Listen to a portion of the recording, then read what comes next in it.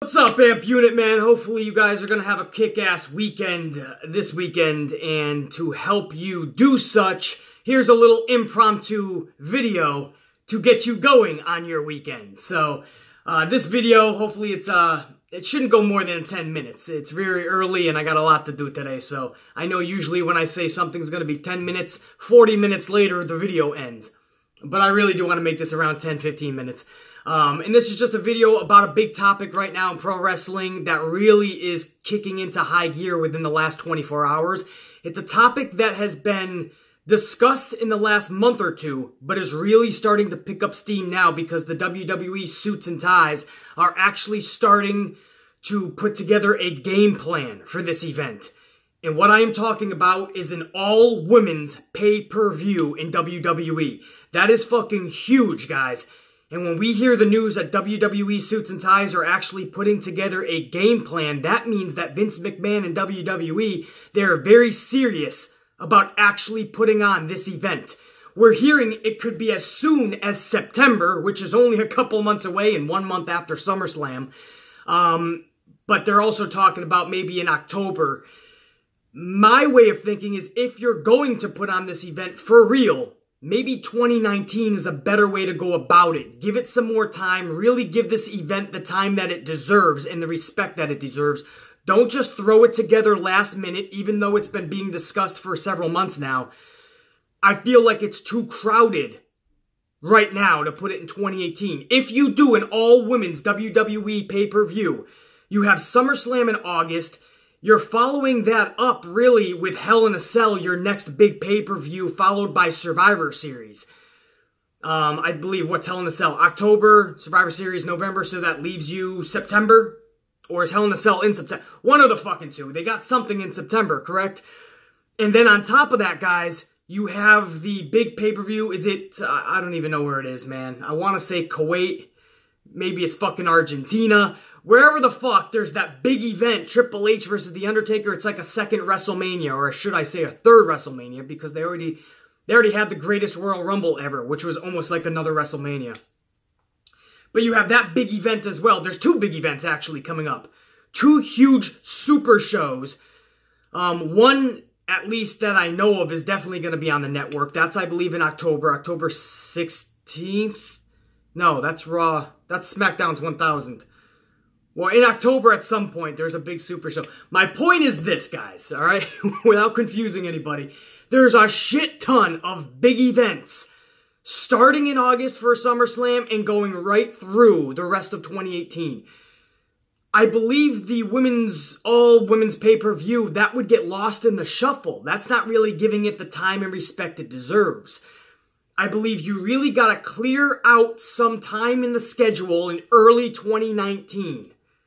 That's the way I would do this, man. Either right before WrestleMania or right after WrestleMania. The first ever all-women's pay-per-view. I'm on board if they do this correctly. But this announcement, and again, it's not an official announcement yet, but with the announcement that the game plan is being put in place and WWE is really starting to kick this talk into high gear, it's looking like this once rumor is now going to become a reality. And this is leaving a lot of people within the industry itself, fans, everybody is feeling some type of way about it. Some people are totally on board with it, can't wait. Some people think it's going to be unbelievably successful. Other people are not on board with this decision. Other people think it's set up to fail. Other people think whether it's set up to fail or not, it's going to fail. What side of the fence would you guys be on, man? Would you be open and up and would you watch an all-women's pay-per-view? Or would you just bypass it? Would you be like, alright, decent concept. Hopefully they, I guess it's deserved, but I'm going to pass. I'm hearing a bunch of different things. Me personally, I'm totally on board. I would absolutely watch an all-women's pay-per-view. If done correctly, this could be a badass pay-per-view. Everybody shit on the all-women's Royal Rumble match this past year. They thought it was going to be absolute shit. It was a joke. There should only be one match. That's with the men. And guess what? That women's Royal Rumble, to me, was better than the men's Royal Rumble. That women's Royal Rumble match stole the fucking show. So that goes to show you what they can do. And if you put together a Dynamite card, how I would sculpt this pay-per-view, I would surround it, I would have the big celebration not just being, oh, it's the first ever all-women's pay-per-view. I would have the celebration being a big prize on the line, and that is where I would debut my new Women's Tag Team Championships. I hate tournaments, you guys know this, but there are scenarios that call for a tournament. I believe this would be the perfect time for Raw to hold some tournament matches, SmackDown, and even NXT. I would have all three brands involved.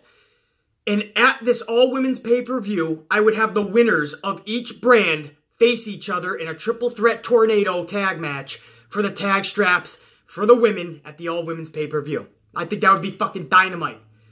And I would have an awesome story going into it that whatever female wants to work with another female, Kurt and Paige and whoever the fuck is heading down NXT for real down there, right? Because William Regal has been fucking kind of in and out. So whoever they want to have be their spokesperson, I would really love it to be fucking William Regal because he's so awesome on camera and you believe that he is that Jack Tunney presence for NXT.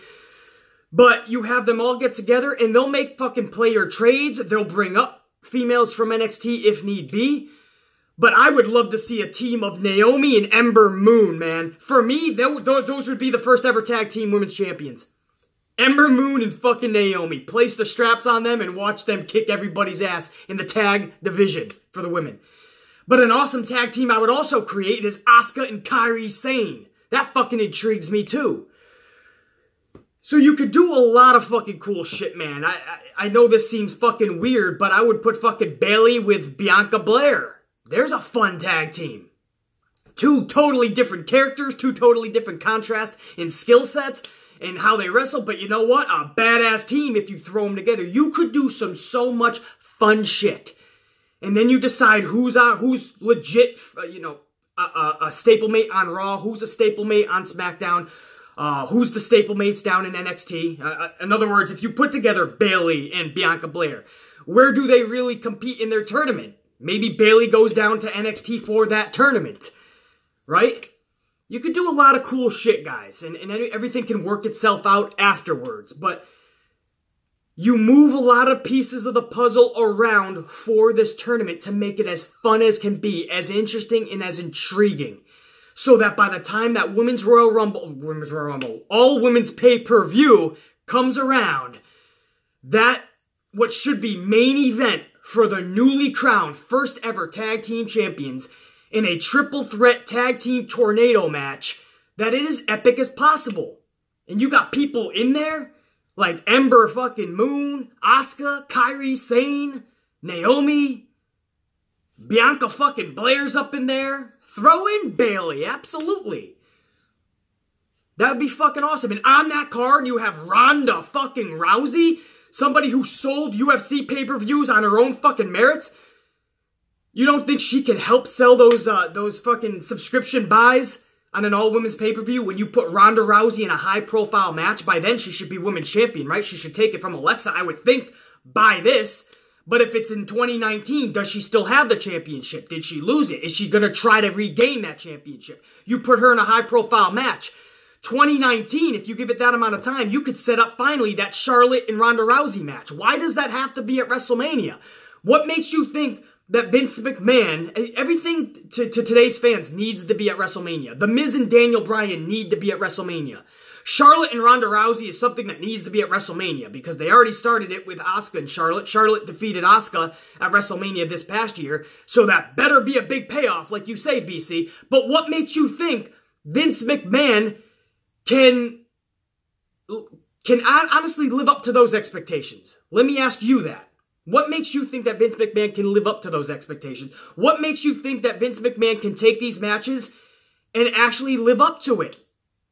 Usually, we wait. It's a build, and it's a big letdown. So you can build Charlotte Ronda Rousey for WrestleMania, but who says that's going to be fucking epic? I think a better place for a match like that, you sell that for the all-women's pay-per-view. But either way, Ronda Rousey gets a high-profile match on that card. That's going to sell subscription buys just in itself. People are going to watch for that as well. So you have the Raw Championship for the women on the line. You have the SmackDown Women's Championship on the line. The NXT, because again, this is all 3 brands on this. All the women are going to come out. And not come out. That sounds, you know what I mean. They're going to fucking come up and they're going to all create this magical pay-per-view. And NXT Women's Championship will be on the line, the Raw, the SmackDown, and then you have the newly crowned first ever tag team straps on the line. That's 4 title matches right there. And then on top of that, you throw 4 exhibition matches. You have an 8-match card. And you can throw a match or 2 on the pre-show as well. There's no doubt that you can utilize so many females in some epic fucking ways if you give it the right time of day and you give it the respect that it deserves, this event. You can turn a jaded wrestling fan that really only tunes in for the dudes, wants to watch fucking 2 dudes just brawl it out, beat the fuck out of each other. When the women come on, maybe they go to a fucking bathroom or they go get a bite to eat. You could turn even a jaded fan into saying, hey, you know what? I'm going to give this shit a chance. And they show you what they do. When the women all come together and they get creative and they take some risks and they have fun. You saw what happened at the Royal Rumble when everyone thought that was going to be shit. They turned that into gold and it was fun and it was entertaining. And it was good. I think if they all come together and they have enough time to go over shit, get creative, think about the spots that they're going to take risks and chance, that shit is going to be entertaining as fuck. That's my personal take on it. How do you guys feel, man? Are you okay with that? Would you like it? Would you watch? Drop it down below, man. You know the fucking deal. But I'm totally on board, and like I said, if you book it in a fun way, where there's something epic on the line, first ever tag strap champions, and you have tag teams like that, like Ember and Naomi, what the fuck? Kairi Sane and Asuka? The Japan superstars? Imagine Kairi Sane and Asuka taking on Ember Moon and Naomi with the first ever tag straps on the line, something so epic on the line, nobody wants to lose that. You throw in a 3rd tag team, it's a tornado match, and fuck, man, that's entertainment. And on that same card, you have 3 other heavyweight women's championships on the line. The Raw, the SmackDown, the NXT. Some fun exhibition matches. And again, if you give it the right time, you could build up these exhibition matches. Even though there's not titles on the line, there's huge epic storylines to be told. A conclusion needs to be finalized in each one of those exhibition matches. So you want to tune into these matches. There might not be a belt on the line. There might not be anything like that, but maybe there's a cool stipulation or 2 in some of these matches. But either way, the story was so epic that you have to see the conclusion, the finale, right? The cliffhanger has brought you to this point. Do it correctly. I'm down. And again, you can take away so many stupid B-rated pay-per-views that have turned into C-rated pay-per-views. Extreme Rules is no longer Extreme Rules. Take that shit out. You guys are telling me, even the jaded fan that is not totally on board with an all-women's pay-per-view, you're telling me you wouldn't sacrifice Extreme Rules? I would take anything over Extreme Rules. Extreme Rules needs to go because in 2018 with the WWE, it's no longer extreme. It's not even close to extreme. In fact, it's the opposite of extreme.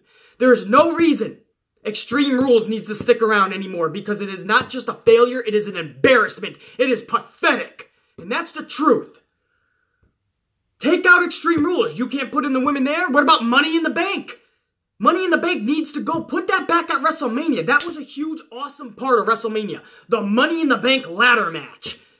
Now you base a whole pay-per-view around Money in the Bank, but the pay-per-view only has 1 or 2 Money in the Bank matches. So the rest of the 6, 7 matches, at least, and 2 kickoff shows, okay, 7, 8 matches, has nothing to do with Money in the Bank. That's a specialty match. Put it back at WrestleMania, and by doing that, you can also have another Money in the Bank ladder match later in the year if you want, for the different brand, or for the women, or whatever the fuck. Or maybe have a Money in the Bank ladder match at the all-women's pay-per-view for the women too. But that pay-per-view also needs to go. My point is this. There's obviously holes in the pay-per-view calendar schedule that need to be filled, and some need to be taken out. Pay-per-views like Extreme Rules, Money in the Bank, take them the fuck out. That leaves a big hole for a pay-per-view slot that needs to be filled, and what better than the WWE All-Women's Pay-Per-View? Put a really badass name on that shit. Nothing like, don't put like Great Balls of Fire. Remember that shit? We all made fun of that. That pay-per-view actually ended up being good, by the way. But the name is horrendous, and thank God that never came back. But, you know, give it a solid name. Give us a solid card. Give us epic storylines. And fans like me, who have been tuning in for over 30 years, we'll tune into that shit, man. We'll tune in for sure. Sasha Banks better have a high-profile fucking match on there, though. I'm just warning you, WWE. But I'll definitely tune in. Before I stop this video, guys, and again, let me know your thoughts, man. That's just the Amplified Man's thoughts. That's kicking in high gear. It looks like we are definitely going to get an all-women's pay-per-view within the next 12 months. We don't know when. It could be later this year. Could be early next year. But it's coming. Are you guys on board or not? And before I end this video, I just want to touch up. A lot of you guys are asking me if I know about AJ Lee and CM Punk doing a horror movie with the director, I believe, director or producer, one of the two. I believe it was a director, but director or producer of See No Evil and a bunch of other WWE films. So there's a connection there. But yes, I am aware of that, guys. I about 20 minutes after it broke the other day, somebody tweeted that over to me. So, or messaged me. I believe maybe that was probably a text from one of my guys down in Orlando. But yeah, that was like 20 minutes after it broke. I was getting these texts, and I think that's awesome. People think I'm gonna bash Punk. No, just because CM Punk blocked me because I was truthful in his UFC and critiquing his UFC career. That doesn't mean I have any hate for Punk, man. I have nothing but love and respect for CM Punk. I want to make that known right now. Making these videos, it is my job to critique WWE and its WWE superstars and everything around the superstars in WWE. CM Punk going over to UFC, having a big fight on their main card, using the CM Punk name, a former big-time WWE superstar. Of course I'm going to critique this shit. And I did it truthfully. And 99% of the people agreed with me. Not just fans of this channel, but I'm talking people in the fight game came out and supported those videos. Because they knew I was right. In their own videos. People within MMA and within the UFC who make their own podcasts, who make their own YouTube channels, who do blogs, who write articles. They were saying the same shit I was. But he blocks me for the truth, and I understand. I was harsh. I understand that. But, I mean, you can't keep going in there. The definition of insanity is doing the same things over and over and expecting a different result. That's the actual definition of insanity. So you keep going into this octagon. You keep getting rocked. At what point do we stop saying, hey, man, don't ever give up? You know, it's almost like CM Punk is listening to John Cena to never give up. No, there comes a time where if you're really bad at something, give up. Stop. Try something new. That's all I was saying. There's been nothing but love and respect for CM Punk. The UFC thing was a bust from the time he was training. Not even his first fight. Before that, when his own compadres, his own peers, his own people within his camp were kind of leaking out, this might not be for him. And then we saw footage of him training before that Mickey Gall fight, and we said, this is not for him. And then he got in that first fight, and he got rocked. And then he starts training again, and this time he got smart. He didn't leak any footage because he knew he was going to get fucking rag caged.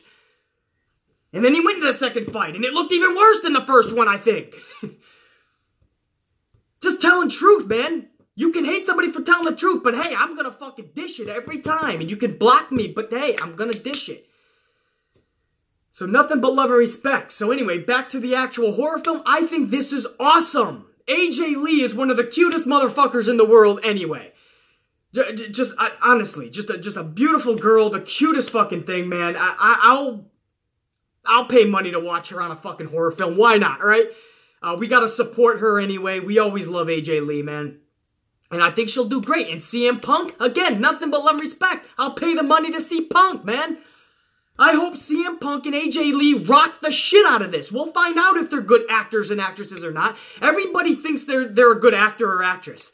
Everybody. They'll look in the mirror and they'll be like, I could do this. It's easy. You just say words and fucking do looks. I'm telling you right now, I've been doing this for a few years now. Acting is not easy at all. And when you have people on set and that director and the assistant director and PAs running all around you and everyone's yelling at you to do different things and stay on your mark and no, do this different fucking cue, say this differently, no, you're not hitting it the way I want, your mind starts getting mind fucked. Acting's not easy. Punk and AJ will find that out, but I'm hoping they're good at it, man. I want nothing but the best for CM Punk, and I sure as hell want nothing but the best for AJ Lee. I also just want AJ Lee to come back home to WWE, but beggars can't be choosers. At least we get to see AJ Lee, man, in that smiling face, hopefully. It is a horror film, so maybe she won't be smiling too much. Maybe she'll be running up the stairs, running away from the bad guy, instead of running out the front door, like horror movies usually do. But we'll see, man. I'm pumped. I don't know how big their role is going to be, but it's going to be cool to see them. I have nothing but love and respect for the both of them, and I hope this movie does fucking amazing, and I hope their performances are amazing. So I hope that settles that, man. I'm all on board for CM Punk trying new things, and I hope he's great at them, just like I do for all you guys. If you guys ever want to do something new, something different, and people think you're crazy, that's the time to do it. Do it up. See if you're good at it. But just know if you're not. If you're not, cool. Scrap it. Move on to something else, man. But always have dreams, goals, and aspirations. No doubt about it. But make them realistic. They can have a crazy twist to it. And it could be a crazy dream. It could be a crazy aspiration. It could be a crazy goal. But when I say be realistic, know when you just suck at something. No, when no amount of training in the world is going to help you. If you can't sing and you want to be a singer and you tried for years and you just suck, stop. It's not for you, but maybe you're good at writing music and you can sell that shit to musicians. There's always ways around it. Maybe you suck at acting, but you have that fucking show business bug. Maybe you're a good writer. Maybe you can direct. Maybe you can visually tell the whole story, but you can't act and you can't really write. Go to school, filming schools, man, and become a director. There's shit you can do, man, in this life. You know what I mean? It doesn't have to, you're not just limited to, anyway. This could go into a whole nother fucking hoorah speech. Attaboy, the old college try, attaboy, man. I won't be doing that. I said 10 to 15 minutes. I'm probably over already, so I'm going to shut the fuck up. And all women's pay-per-view. I'm totally on board. Let's see if you guys are by the comments, man. We'll see who's gonna win out here. And AJ Lee, CM Punk in a new horror film? Take my money, man. I'll definitely watch it. The Amplified Man wishing all of you a kick-ass weekend. I'll see you next week. For now, coffees and ass whippings. Check you later.